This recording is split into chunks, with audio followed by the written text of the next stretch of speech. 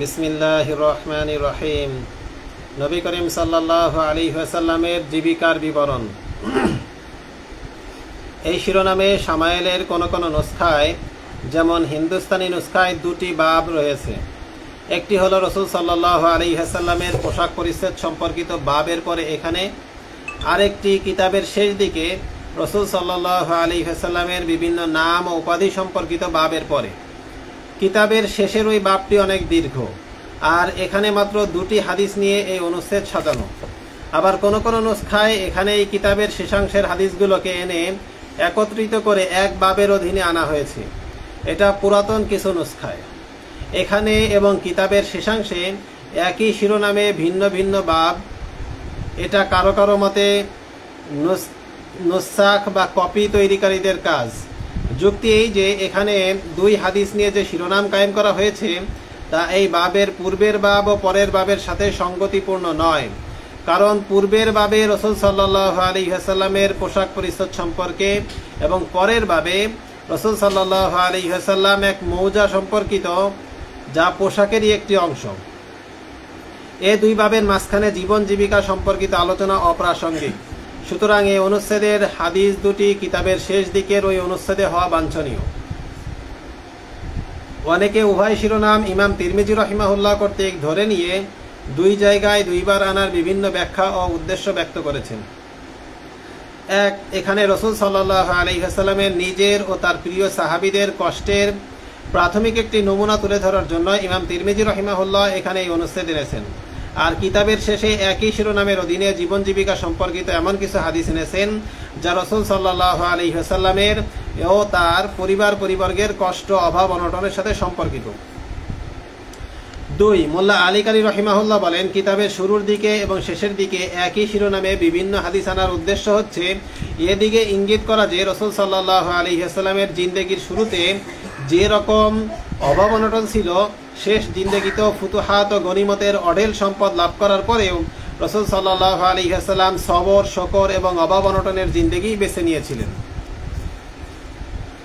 রসুল সাল্লাল্লাহু আলাইহি ওয়াসাল্লাম সর্বদা এ দোয়া করতেন, হে আল্লাহ, আমাকে মিসকিন অবস্থায় জীবিত রাখুন, মিসকিন অবস্থায় মৃত্যু দান করুন এবং মিসকিনদের সাথে আমার হাসর করুন।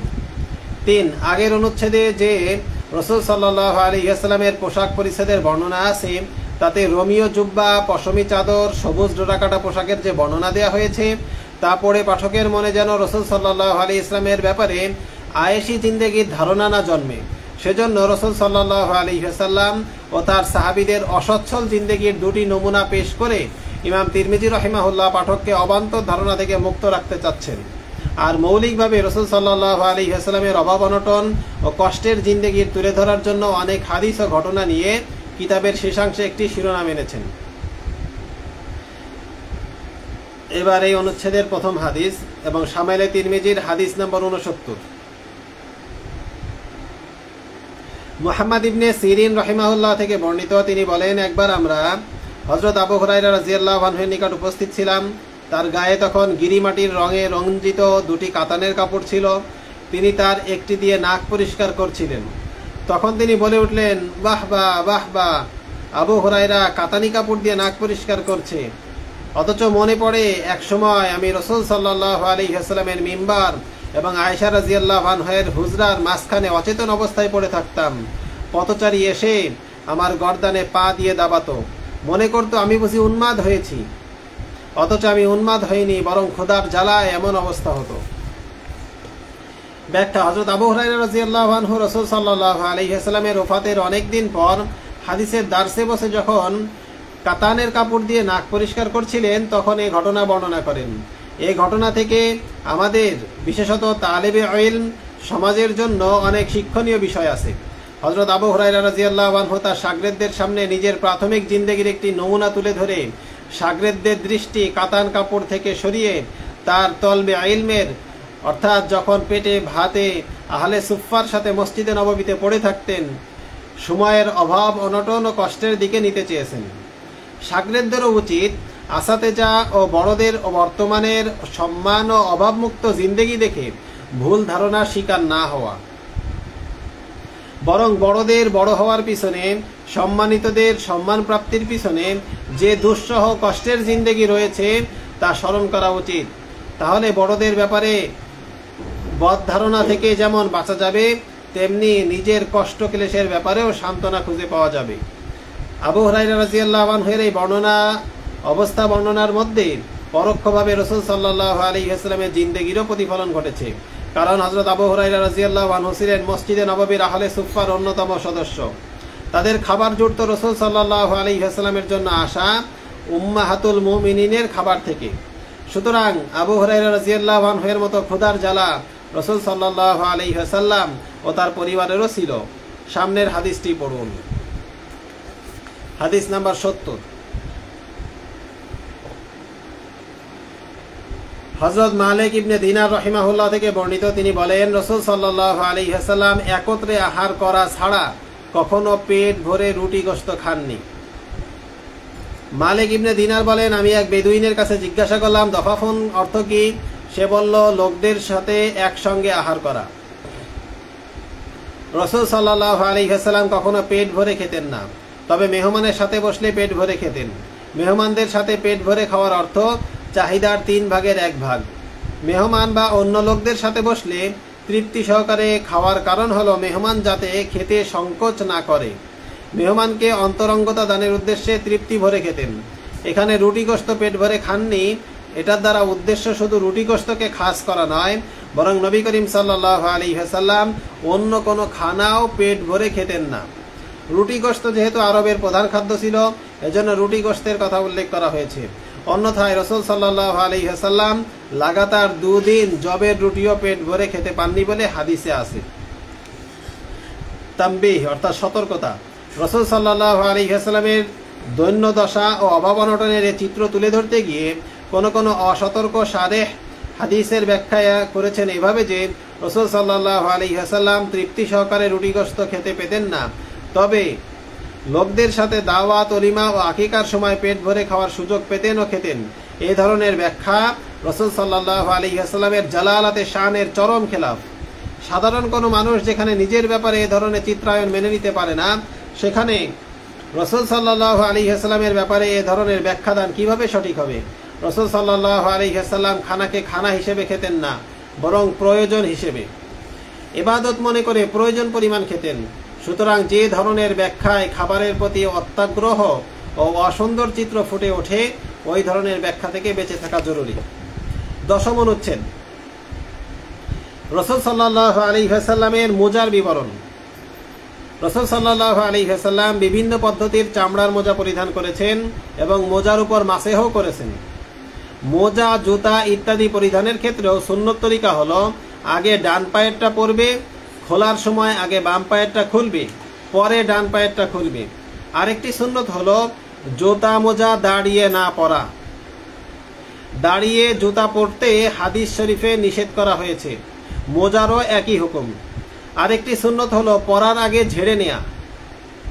তাবারানির এক রিওয়ায়াতে আছে, নবী করিম সাল্লাল্লাহু আলাইহি ওয়াসাল্লাম একবার মোজা পরছিলেন, দ্বিতীয়টি পরার সময় হঠাৎ একটি কাক এসে তা ছো মেরে নিয়ে দূরে ফেলে দেয়। তখন তা থেকে একটি সাপ বের হয়।